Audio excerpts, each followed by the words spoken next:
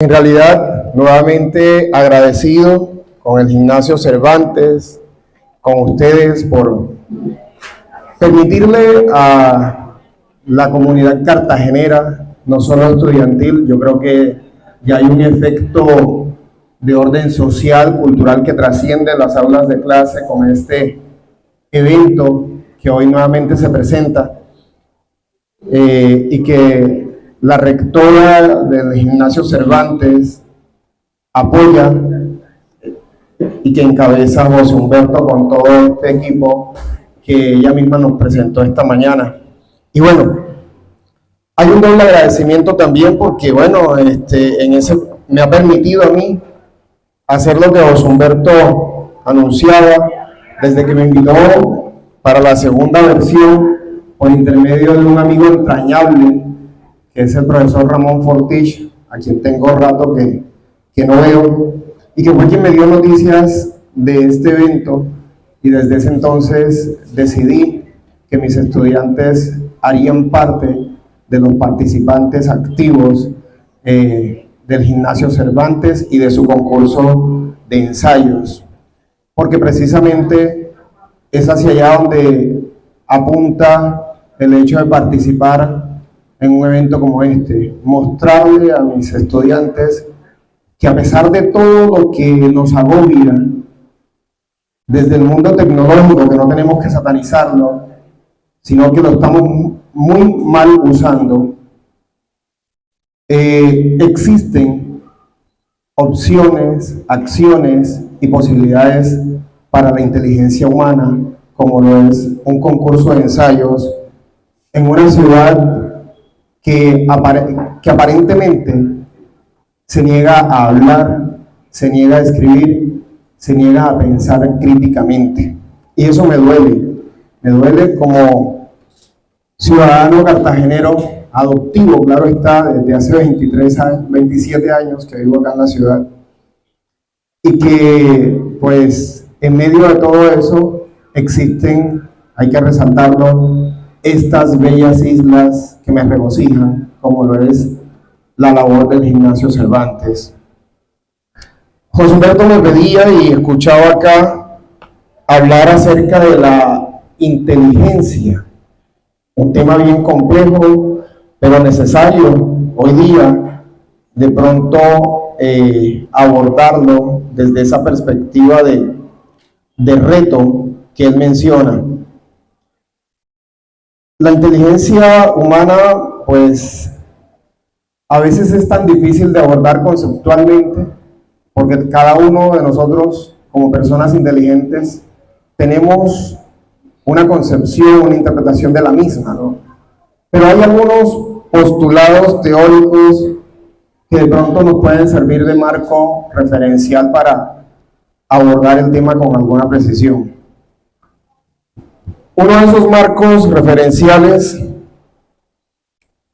es la tan cuestionada por unos y tan de pronto alabada por otros teoría de las inteligencias múltiples, y que están dentro de ese proyecto de humanismo del cual se hablaba cuando la rectora mencionaba el proyecto del colegio. Saber que todos los seres humanos tenemos capacidades distintas para diferentes formas de actuar inteligentemente, ¿no? Y por ejemplo pensaba desde esa perspectiva en una de esas inteligencias cuando la rectora hacía el ejercicio inicial, que era poner a los profesores, a las profesoras acá, a rodear al profesor José Humberto y luego a los estudiantes. Yo decía, bueno, ahí hay un ejercicio que demuestra cuán inteligentemente se está actuando para poder lograr este trabajo. Usted no lo mencionó, yo lo pensaba ya, usted habló de los valores que son importantísimos, pero en ese ejercicio se hablaba del trabajo en equipo. Creo que es la acción que más demuestra el nivel de inteligencia al que hemos llegado, y que precisamente la inteligencia en el ser humano se empieza a desarrollar cuando nuestros antecesores empiezan a trabajar en equipo y a construir sociedades. Y ese es uno de los aspectos que probablemente más en peligro está hoy día. El uso exagerado del celular, de la tecnología, el pensar que podemos hablar con una máquina o que una máquina empiece a pensar por nosotros, mucho más peligroso aún. Existen proyectos en el mundo para que las máquinas empiecen a tomar decisiones por nosotros.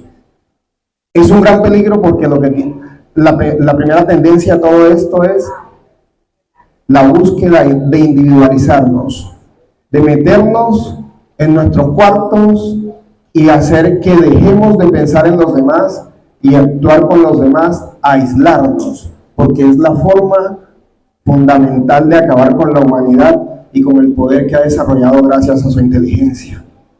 Es por esa razón que me interesó la propuesta que me hacía José de hablar estos minutos frente a ustedes sobre el tema de la inteligencia. Quería también resaltar lo que se hizo después.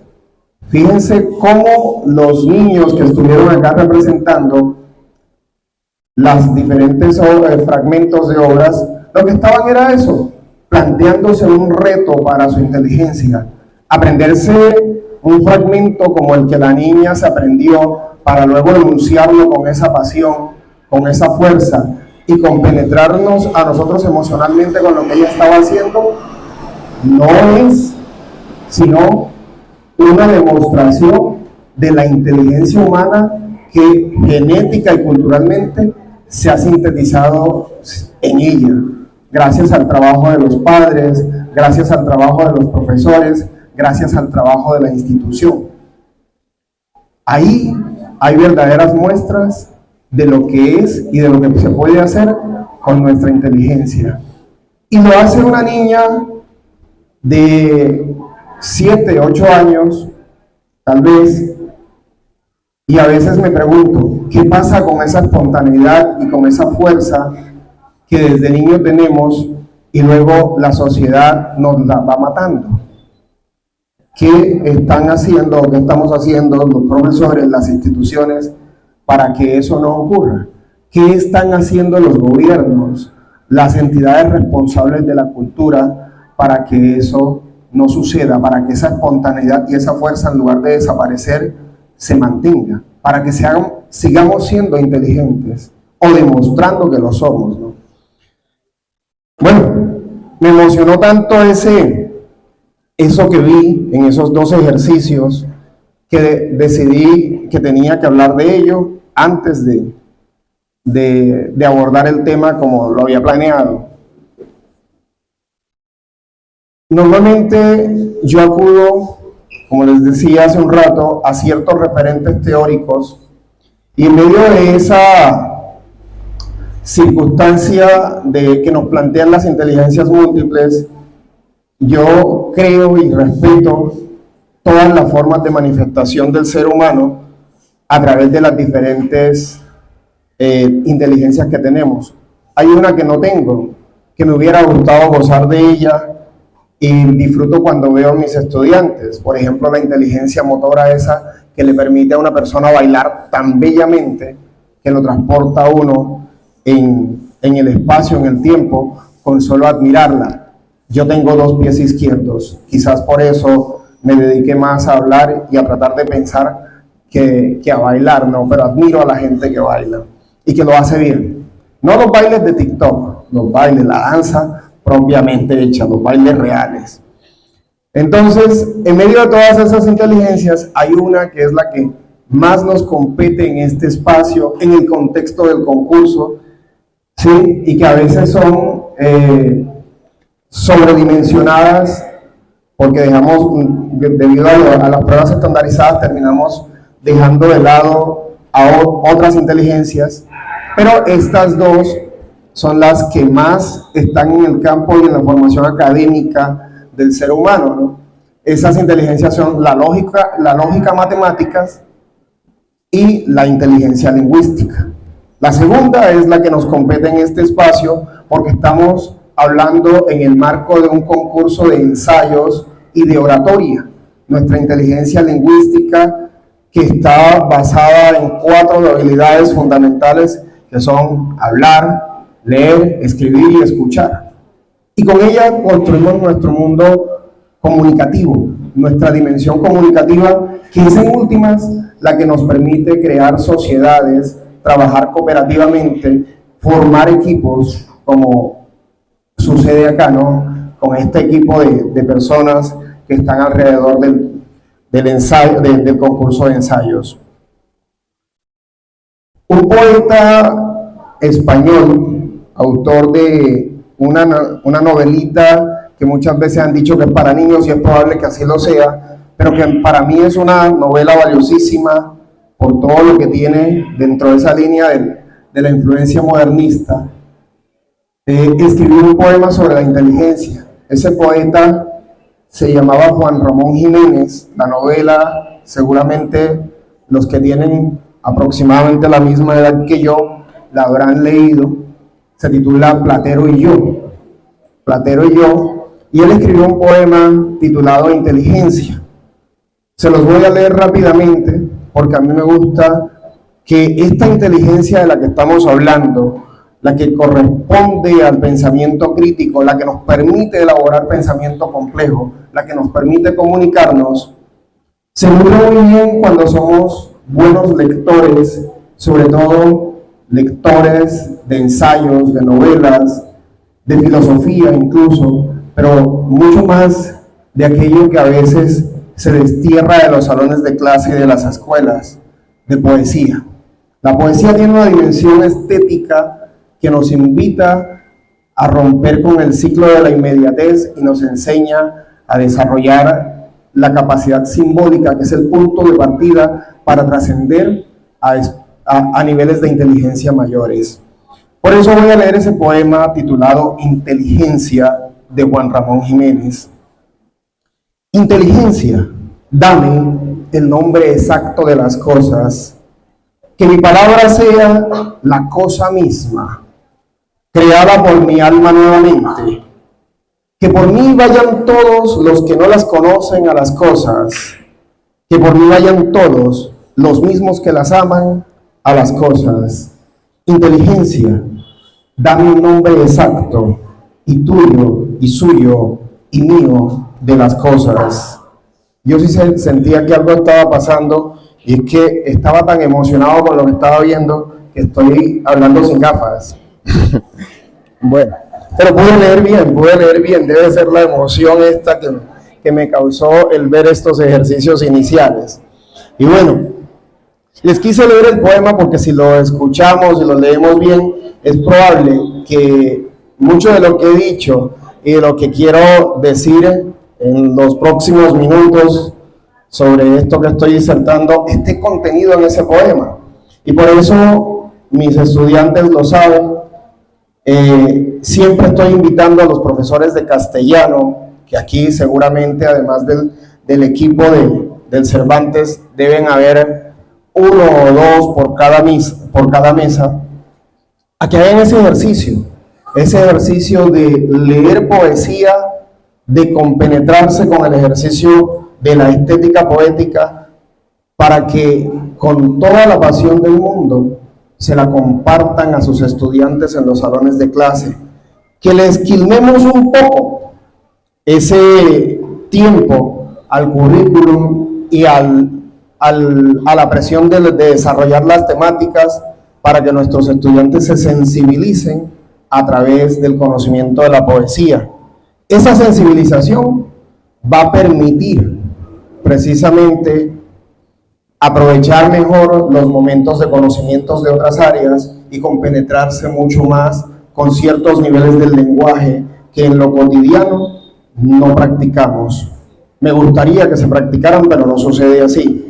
Con la lectura de poesía se puede hacer ese ejercicio de invitar a nuestros estudiantes a conectarse con la inteligencia lingüística, con la sensibilidad que nos permite reconocer que en el lenguaje usado de la mejor manera posible está la posibilidad de seguir siendo seres humanos, de seguir siendo personas, de no dejarnos enajenar por la máquina, por la inteligencia artificial. Hace un rato acudía o hablaba de la filosofía. Miren, un profesor de español, un profesor de sociales, un profesor de historia, no debe dejar de leer filosofía también. Allí es donde están los elementos que nos permiten reflexionar y buscar las materias para, por ejemplo, cuando se vaya a escribir este ensayo con el cual van a participar nuestros estudiantes en el concurso. Sobre inteligencia artificial, esa peligrosa inteligencia artificial de la que tanto nos están hablando hoy día, hay varios filósofos franceses que están escribiendo y publicando investigaciones y libros muy reflexivos. Les dejo solo un nombre. Hay un filósofo francés que se llama Eric Sada y que escribe un libro titulado La inteligencia artificial, por una revisión de la inteligencia en la era del posthumanismo. Miren, escuchen ustedes, la era del posthumanismo. Es decir, que nosotros como seres humanos ya nos están contemplando como pasado. Somos quienes hemos hecho el mundo y hoy día ya hay un discurso que está tratando de convencernos de que nuestro tiempo pasó y que debemos dejarle el espacio a las máquinas. Y ustedes saben muy bien que esos discursos los construyen no la gente que vive con nosotros en nuestros vecindarios, la gente que va a comprar y que nos encontramos en el supermercado, sino los dueños de las grandes élites económicas, que son los que ponen los gobiernos, que terminan generando los discursos que a través de los medios de comunicación se nos venden y que nosotros, a veces por carencia de sentido crítico, por no haber estado en el ejercicio de usar nuestra inteligencia como debe ser, porque es que nuestra inteligencia no se desaparece, sino que se adormece debido al no uso de la misma. Entonces nos creemos esos discursos y los asumimos como ciertos sin hacer ninguna revisión de los mismos. Es que no somos inteligentes cuando escribimos un libro, cuando hacemos un discurso. No necesariamente es allí donde tenemos que demostrar la inteligencia. Es cuando la demostramos mucho más o nos es mucho más eficaz y valiosa cuando escuchamos y leemos a los otros y somos capaces de enjuiciar inteligentemente lo que leemos y lo que escuchamos. Es decir, ejercemos la posibilidad del pensamiento crítico, revisando en detalle lo que se nos dice, cómo se nos dice y para qué se nos dice. Ese, creo yo, puede ser el mejor ejercicio de inteligencia que nosotros podamos hacer. Pero yo pregunto, ¿lo hacemos? ¿Qué tan acostumbrados estamos a escuchar de la mejor manera posible y revisar antes de responder o reaccionar como nos han puesto o nos han acostumbrado a través de los chats y las conversaciones dañinas en los comentarios de las redes sociales como Twitter, como Facebook? Hay que revisar eso. Hay que revisarlo por el bien de nuestra inteligencia y con el uso de nuestra inteligencia. Me emocioné tanto con lo que vi, que nada de lo que había planeado dije.